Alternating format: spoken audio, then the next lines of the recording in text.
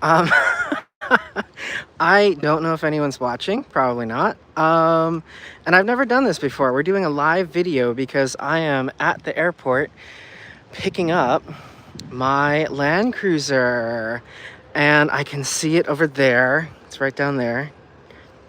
Um, and I thought, what better time and place to try a live video than doing this, because you guys are gonna get truly a first impressions, very raw take on this Land Cruiser. And here it is. And this appears to be, is this a 1958? Yes, I think it's a 1958. Let's go see. The front will tell us. Oh, it is. Oh, we have the base model. I am so excited about this because I've shown you guys the mid-trim Land Cruiser before, and I've actually really wanted to drive the base model because as Toyota's price gouging goes, I think this might be, hey everyone, the worst offender. Because this car, by the way, you guys, so we'll get into it in a minute, but this car costs $57,495 after destination. I might have that a little bit off, but for a base model 1958 Land Cruiser, I'm pretty sure that's the price. So, okay, this is a Turo vehicle. Oh, I guess I can just get in. That's not very secure. And here we are inside. First glance, tons of hard plastic. Looks just like the pictures though. Cloth seats. No moonroof. Also, I hope you guys can hear me. I assume you can. Small screens, both in the gauge cluster and in the center display there. Let's check out some of these materials. The reason, and this is why I've been really actually wanting to see the 1958, because this is this is the base model trim where we're not going to have any any nice amenities. This is supposed to be kind of the bargain basement off-roading spec. Oh yeah, look at that. It's all hard. Ooh, this is hard. That's surprising.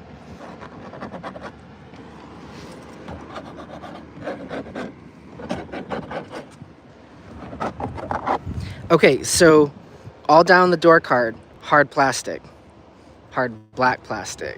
What about up here? This is all hard.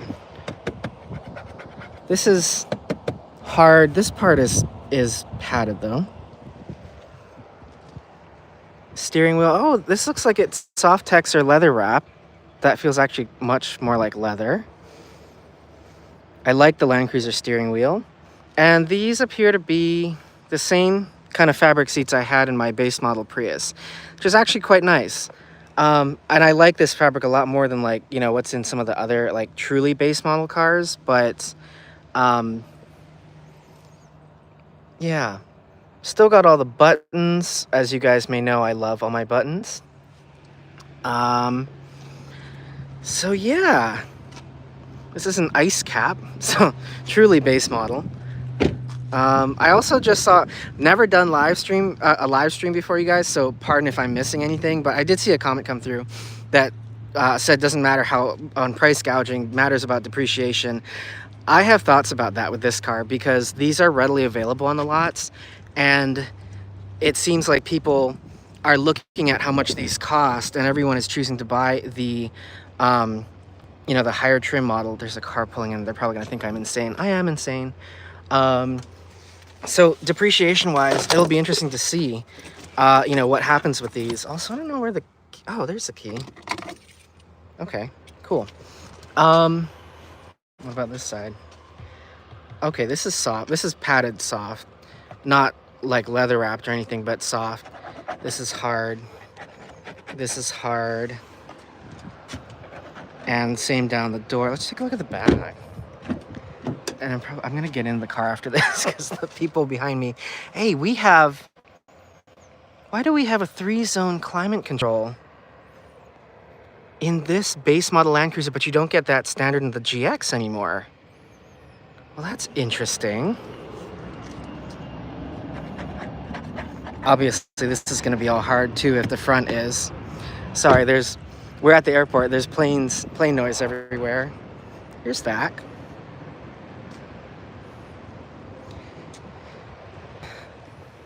Land Cruiser bridge there.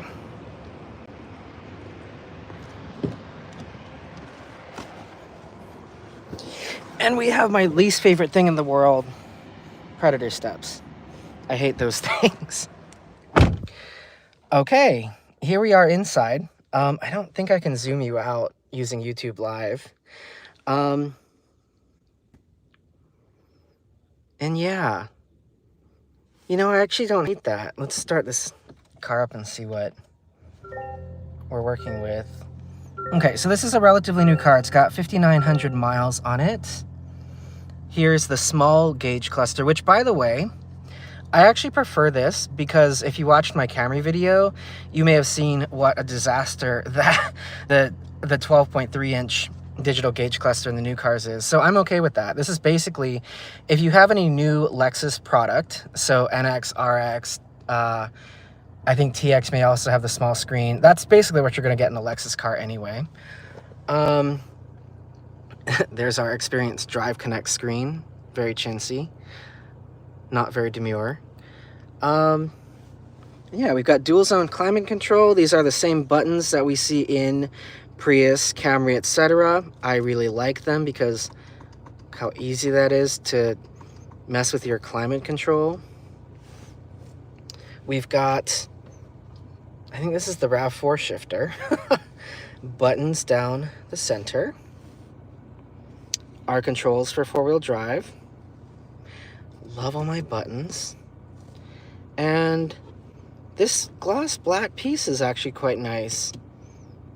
There's some really odd things in here that, you know, like this is a really nice touch, which is actually, I think this is nicer than what's in the GX. But then everything else is hard plastic. Kind of all up and down the rest of the car. Not sure if I'm not sure how much you're hearing from, you know, ambient noise, but the engine just shut off because we are in a hybrid. Though I don't see an EV light in here. Or like, you know, the little EV icon thing in the gauge cluster. Quite a nice steering wheel. I think, you know, the door cards are probably the biggest disappointment in here, but other than that, it's not as bad as I thought it was going to be. Is it worth $55,000 or $57,000? I don't know. Because this is basically I think the problem with this, at least for this year, is this vehicle, you know, with its kind of lack of some features and all the hard materials. We obviously don't have multi-terrain select in here either. This is the same price as a 4Runner TRD Pro. It's actually a little bit, it's like $800 more with Destination than a 2024 5th gen 4Runner TRD Pro. When the 5th gen goes away and the 6th gen 4Runner comes out, it'll ostensibly have a much higher price tag. Then this might make more sense, but you know, I owned a 4Runner TRD Pro, a late model 4Runner TRD Pro, and a lot of you all out there currently also own 4Runner TRD Pros from like this year or last year, and we're missing a lot of things in here that you get standard. I have a subscriber. Oh, I just put my hand down here. Look, manual seat, no power to speak of. That's rather annoying. And this door card. What I was saying, sorry, this is what happens. I talk a lot and I go off on tangents, and I can usually edit it out, but obviously I can't do that now because we're doing a live stream. But what I was saying was, one of my viewers who you may see in the comments, I think his handle is TELCQ, He just bought a 2024 4Runner TRD Pro, and he left a comment on the video where I asked you guys, what do you want to see? What do you want to know about the Land Cruiser? And he listed out all the things that the 4Runner has, the 4Runner TRD Pro has for the same price that this 1958 does not. And it's a pretty long list. I still don't like these mirrors because problem with these mirrors, I mentioned this in my GX video, see how tall they are and how narrow they are? It's partly because this car is 4 inches wider and 5 inches longer than a GX 460. So I think they were trying to cut down total vehicle width by putting narrower mirrors on there. But can you see how little I can see? Especially on that side. I can't even really see the full width of that GMC truck that's back there. And this is what you're seeing on cameras is pretty faithful to what I see in real life. So yeah, we do have a HomeLink mirror though. No digital, no video mirror, obviously. No moonroof. We have a even cheaper headliner than what I've started to see in a lot of new cars. This one already looks like it's kind of pilling. That's rather unattractive. Here's the back.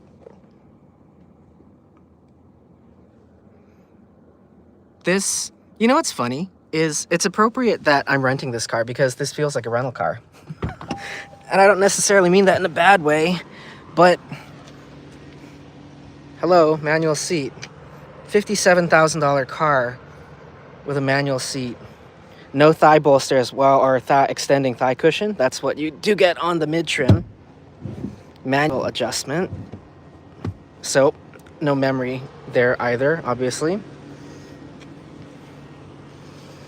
So yeah, I'm excited though, despite all that. I'm excited to get to drive this car and take it for a spin and see what it is like and do a full review with you guys as well. Engine just kicked back on there. So yeah, I don't know, what do you guys think? I see comments coming in, by the way, and I'm not reading them because I'm not talented and multi-skilled that way. That's painted on the mid-trim. This is definitely, okay, if you want a dedicated off-roader and that's all you care about, and maybe you have like a Porsche Cayenne to drive on the daily basis or something like that, I think this is great. But I don't think, personally speaking, I don't think I could live with this as a daily driver. It's missing too many things. And we'll see how it drives. The good thing about the Land Cruiser, like I think I said in my last video, is they all, suspension's the same on all of them. Engine is the same on all of them. And these wheels even look very similar to what's on the mid-trim. So it should drive the same way. And if you want more things in a Land Cruiser, then obviously you can buy the mid-trim or the first edition. Although, from everything I've seen, the first edition is basically a mid-trim with an extra badge on it. And the funny thing about the first edition is it should really be called the First Problems Edition, because with the first edition, you're going to get all the bugs that are new to, new for the Land Cruiser, which is not a desirable thing in my opinion. So anyway, I have got to get on my way, head back home, take this car home, and I will see you guys in the full review. I don't actually know what happens with these live videos once it's done. I think it just saves it to the channel. So hopefully this is there if you guys want to take a look later on. And yeah, for anyone who is here, thank you all for watching and help me figure out how to get out of this. All right, guys, talk to you soon.